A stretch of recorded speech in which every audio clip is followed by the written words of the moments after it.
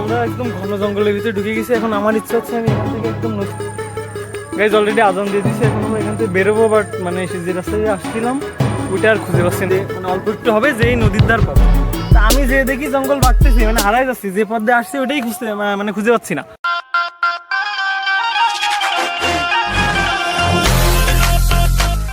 Hello guys, আসসালামু আলাইকুম, this is Shahid Hossain and welcome to my another blog. So guys, আজকে আমরা বিকালবেলা দুজনই বেরোয় গেছি। আমাদের মানে নদীর সাইডে নাকি একটা সুন্দর পার্ক হয়েছে আর কি। তো ওই জায়গাটা নাকি অনেক সুন্দর, তো ভাবলাম আপনাদের সঙ্গে শেয়ার করে ফেলি, মানে আমাদের ইউটিউব ফ্যামিলির সাথে। সো ওই জায়গায় যে আমরা দেখবো জায়গাটা কেমন অ্যান্ড ঘোরাঘুরি করবো।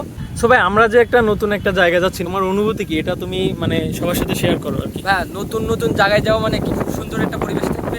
আরও নাকি আমাদের বাড়ির পাশে, এটা তোমার মনে আছে কিনা? আর নদীর ধারে মানে এমনিতেই পরিবেশ সুন্দর হবে। আর তাইলে সুন্দরবনের মতো পরিবেশটা, হ্যাঁ আমরা শুনছি এটা হবে।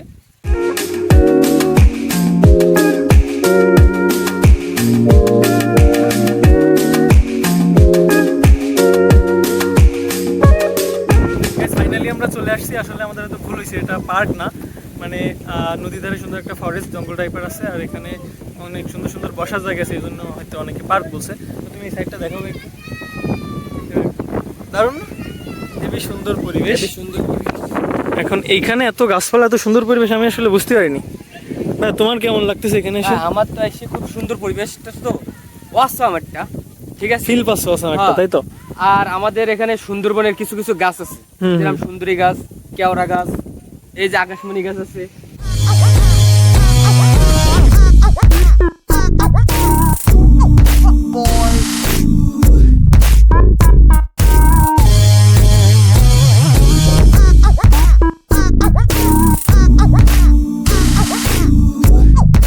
আমার পিছনে সেই কাশবন আপনারা দেখতে পাচ্ছেন, এন্ড এখানে যখন কাশফুল ছিল আমার মনে হয় পরিবেশটা আরো অনেক সুন্দর ছিল।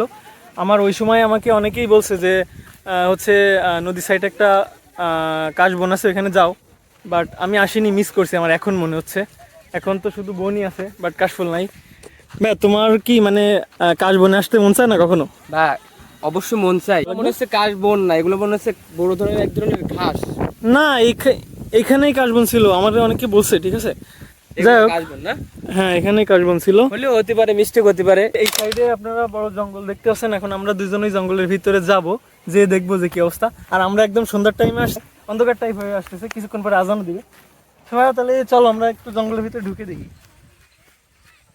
এইখানে দেখলে মনে হচ্ছে না একদম সুন্দরবনের জঙ্গল, একদম সুন্দরবনের জঙ্গল। হ্যাঁ আসলে এটা সুন্দরবনের জঙ্গল না, এটা নদীর সাইডে একটা বড় জঙ্গল হচ্ছে, অনেক বড়। ওই যে এরিয়াটা দেখা যাচ্ছে পিছনে, অনেক বড় এরিয়া,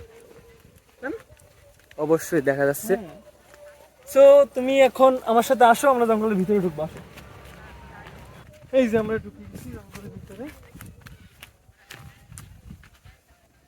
আমার মনে হয় ভিতরে কি আছে, কি গাছ লাগাইছে আমি বুঝতেছি না। এই যে কেওড়া গাছ টাইপের করে, কেওড়া গাছ আছে, বাইন গাছ আছে। এবার এই গাছগুলো উঠায় মানে বিভিন্ন জায়গায় লাগাবে, বাইন গাছ, সুন্দর গাছ।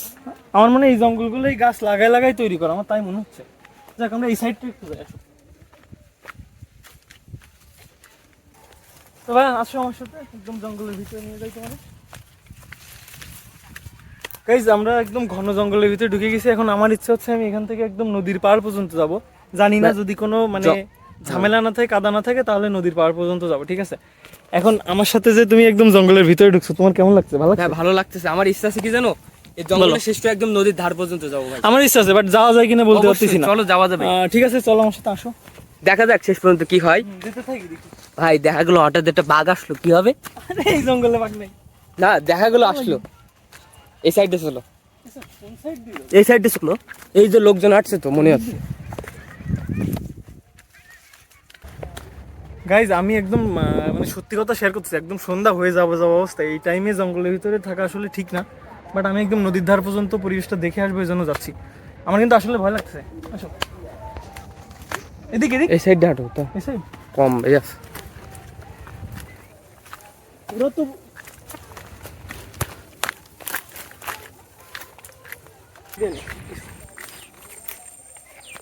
ভাই বিশ্বাস কর, আমি কিছু বুঝতে পারতেছি না যে এর মধ্যে অবস্থা কি, আর নদীর ধার কত দূর দেখি। হ্যাঁ দেখতে পাচ্ছেন, গরমে ঘেমে গেছে, আর এখানে আমরা পথ হারাই ফেলছি না, এর ভিতরে ঢুকে বেরোবো কেমনি তাহলে? আরে একদম বেরিয়ে নিয়ে যাবে, সমস্যা নেই। গাইজ এর মধ্যে আমরা পথ হারাই ফেলছি, মানে অল্প একটু ঢুকছিলাম, ঢুকে মানে ঘুরে কোথা থেকে বেরোবো এটা বুঝতে পারতেছি না। আরে ভাই আমি ভয়ে ঘেমে গেছি ব্রো। খুব ভালো লাগছে আর কি। হ্যাঁ ভালো লাগছে তোমার? আমার একটু ভালো লাগতেছে না এখন আর। আমার হাত পা চুলকাচ্ছে। আরে এই যে গাছের ইগুলো না, এগুলো লাগবে চুলকা। আচ্ছা এখান থেকে বেরোয়, অতিরিক্ত গরম এর ভিতরে। ভাই এই যে নদীর ধারে চলে আসছি ভাই। কোথায় নদী? এই যে নদী, আরে না এই যে নদী দেখো, নিশ্চয় নয় তোমার তো নদীর ধারেই নিয়ে আসছি না। গাইজ এটা নদীর ওই যে চিকনি থাকে ওইটা, এই বড় নদীর মুখ তো ওইদিকে। সুন্দরবনের ভিতর দিয়ে ঢুকে এরকম। গাইজ অলরেডি আজান দিয়ে দিছে, এখন আমরা এখান থেকে বেরোবো, বাট মানে এসে যে রাস্তায় দিয়ে আসছিলাম ওইটা আর খুঁজে পাচ্ছি না, এখন আবার খুঁজে তারপরে বেরোতে হবে। এখন কোনো সমস্যা নেই। বেরোয় তারপরে আপনাদের সাথে দেখা হচ্ছে। যদি এই জায়গাটা উপর থেকে দেখে মনে হয়েছে যে অনেক ছোট, আমরা ভাবছি ঢুকলেই বেরোতে পারবো। জায়গা ভাই, হ্যাঁ ঠিক আছে, আমরা ভাবছি অনেক কিন্তু বড়, অনেক বড়। পরিবেশটাও খুব সুন্দর। আর দেখো কোনো কাদা নেই, হাইটও না তুমি কি ভাবছিলা যে ঢুকলেই বেরোতে পারবো? না, সমস্যা কি? আমি এটা ভাবছিলাম, বাট ঢুকে বেরোতে পারতেছি না। গাইজ অবশেষে পথ খুঁজে পেয়েছি আমরা, একদম রাস্তায় উঠে তারপরে কথা বলছি। আমি ঘেমে গেছি পুরো। এই তো পথ বের হওয়ার জন্য পথ পেয়ে গেছি। হ্যাঁ, বনের ভিতরে ঘুরে তোমার কেমন লাগলো বলো? ভাই তুমি বিশ্বাস করো আমার ভালো লাগছে, এক্সপিরিয়েন্স ঠিক ছিল, বাট আমি ভাবছি কি যে মানে অল্প একটু হবে যে এই নদীর ধার পাবো। তা আমি যে দেখি জঙ্গল বাড়তেছি, মানে হারাই যাচ্ছি, যে পথে আসছি ওটাই খুঁজতে মানে খুঁজে পাচ্ছি না। এটা কোনো কথা? তুমি দেখো ঘেমে গেছি পুরো ভয়ে। ভয় করছে তোমার? হ্যাঁ হ্যাঁ রে, ছোট বাচ্চা তুমি। আরে ভাই সন্ধ্যার টাইম না হলে তো আসলে। আর আমি সাদা গেঞ্জি পরে গেছি, দাগ লাগছে তো প্রচুর।